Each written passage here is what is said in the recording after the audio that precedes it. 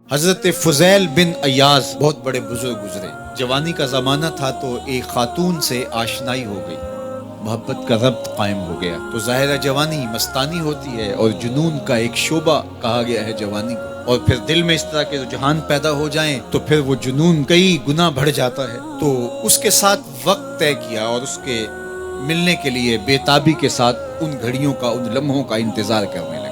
خیر جب وہ وقت آیا تو اس کے گھر کی طرف چلے اور اس کے گھر کی دیوار پھلانگنے لگے تھے کہ ساتھ والے مکان سے کسی قاری قرآن کی تلاوت کی آواز کانوں میں پڑی. اور وہ پڑھ کیا رہا تھا، الم یان للذین آمنوا ان تخشع قلوبهم لذکر اللہ وما نزل من الحق. کیا اہل ایمان پہ وہ وقت نہیں آیا کہ ان کے دل اللہ کے ذکر اور اللہ کی یاد، اس کی محبت میں تڑپ اٹھیں اور وہ خوف خدا میں مبتلا ہو، اور جو نازل ہوا قرآن، اس قرآن کی محبت میں اس کے دل میں خشیت پیدا ہو. بس یہ کانوں میں پڑنے کی دیر تھی کہ دوبارہ گلی میں چھلانگ لگائی اور کہا میرے اوپر وہ وقت آ گیا ہے، اور جنگلوں کو روتے ہوئے نکلے. اور حضرت فضیل بن ایاز پھر ولیوں کے امام قرار پائے.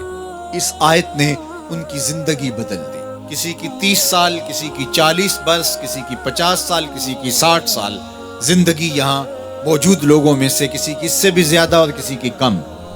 اس آیت کریمہ کو ذرا اپنے اوپر وارد کریں تو اللہ ہمیں نصیب کر دے کہ ہمارے دل تیرے خوف سے کانپ اٹھے اور تیری خشیت سے ہمارے دل لرز اٹھیں، اور قرآن کے ساتھ ہمارا ربط مضبوط اور مستحکم ہو جائے، اور ہم یہ اقرار کرتے ہوئے تیرے حضور حاضر ہو جائیں، مالک وہ وقت آ گیا ہے کہ ہمارے دل تیری یاد سے، تیری محبت سے، تیرے پیار سے مالا مال ہو گئے، اور اپنی باقی زندگی ہم تیرے پیار میں، تیری محبت میں اور تیری یاد میں بسر کریں گے. حدیث پاک میں آتا ہے کہ اگر کوئی شخص اللہ کے خوف سے رویا اور اللہ کے خوف سے رونے کی وجہ سے اس کی پلکوں کے بالوں میں سے ایک بال کی جڑ گیلی ہو گئی تو قیامت کے دن وہ بال کھڑا ہو جائے گا، اللہ یا تو مجھے نکال لے یا اسے جنت عطا فرما دے. تو اللہ جل شانہ اس بال کو تو آنکھ سے نہیں نوچے گا، بلکہ اس شخص کو اللہ جنت عطا فرما دے گا. اللہ اکبر. گناہگار کی آنکھ کا پانی اللہ کے غصے کی آگ کو ٹھنڈا کر دیتا ہے. اس لیے ہمیں رونے کا کہا گیا، فَلْيَضْحَكُوا قَلِيلًا وَلْيَبْكُوا كَثِيرًا. اللہ اکبر. ارشاد فرمایا کہ تھوڑا ہنسا کرو، زیادہ رویا کرو. صحابہ کو ہنستے ہوئے دیکھا تو آقا کریم علیہ السلام نے فرمایا کہ تمہارے تک اللہ کی امان نہیں پہنچی اور تم ہنس رہے ہو. عرض کی حضور اس کا کفارہ؟ تو فرمایا اس کا کفارہ یہ ہے کہ جتنا ہنسے ہو اتنا ہی تمہیں رونا پڑے گا. میں اور آپ ذرا اپنی زندگی پر غور و تدبر کریں. ہماری زندگی میں ہنسنا زیادہ ہے یا رونا زیادہ ہے؟ سویر سے لے کر شام تک کہے زیادہ ہیں، ٹھٹھے زیادہ ہیں، مذاق زیادہ ہیں، لطیفے زیادہ ہیں، یا عبرتیں زیادہ ہیں؟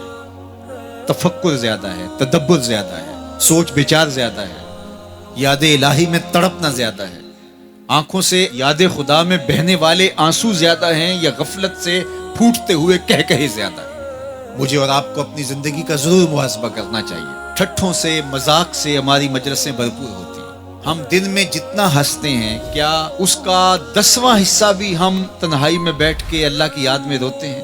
اگر ایسا ہے تو مبارک ہو، اور اگر ایسا نہیں ہے تو اللہ سے آنسو مانگو، اللہ سے درد مانگو، اس کی یاد میں رونا مانگو، اس کے ذکر میں تڑپنا مانگو، اس کی محبت میں بے تابیاں مانگو، آنسو مانگو، سسکیاں مانگو.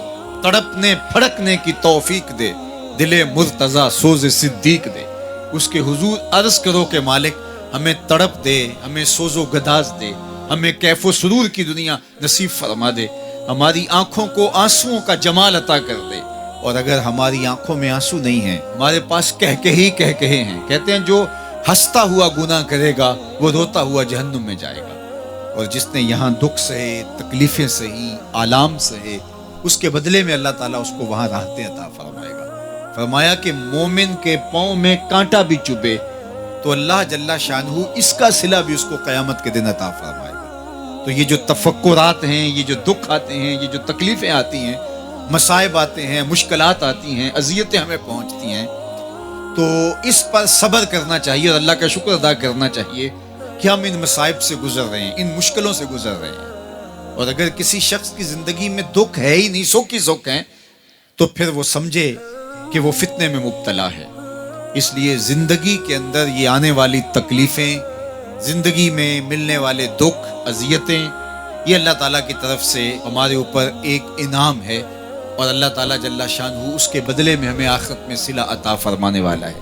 تو فرمایا رجل ذکر اللہ خالیا ففاضت عیناہ، وہ شخص جس نے تنہائی میں بیٹھ کے اللہ کا ذکر کیا، اللہ کو یاد کیا، اور پھر کیا ہوا؟ فرمایا اس کی آنکھوں سے آنسو ٹپکنے لگے. تو میرے اور آپ کے آقا و مولا نے فرمایا قیامت کے دن جب کوئی سایہ نہیں ہوگا، یاد الہی میں رونے والے کو اللہ اپنے عرش کا ٹھنڈا سایہ عطا فرما دے گا. تو یہ رونا بہت بڑی دولت ہے، یہ بہت بڑی سعادت ہے.